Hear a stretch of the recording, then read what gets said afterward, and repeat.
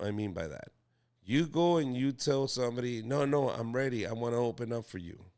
And they give you that opportunity and you bomb, that door is not going to open for a lot of years.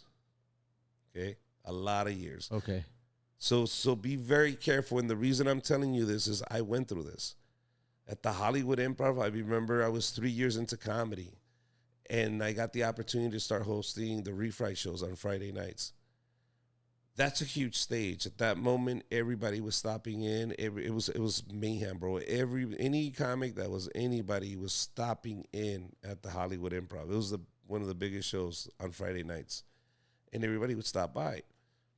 But with that, also, I got a lot of exposure. A lot of people saw me on that stage at a very young age in comedy, and so when they saw me, what they saw wasn't to par with what the other comedians were doing at that moment on that stage. Yeah. I had no business on that stage. Okay.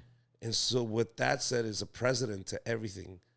Everybody now just categorized me as a Latino comic that mixes his English with Spanish.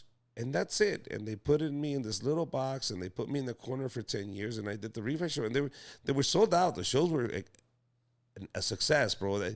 That's the thing. It didn't matter how successful the show was. The show was the star. I wasn't the star. I was just the guy producing the show.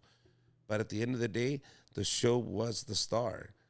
And everybody went for refright. And people remember, oh, you're the refright guy. You're the refright comedy guy. Oh, you do the refright comedy. Yeah, you're that guy. They didn't know my name, but they knew the name of the show. Okay. So what ended up happening was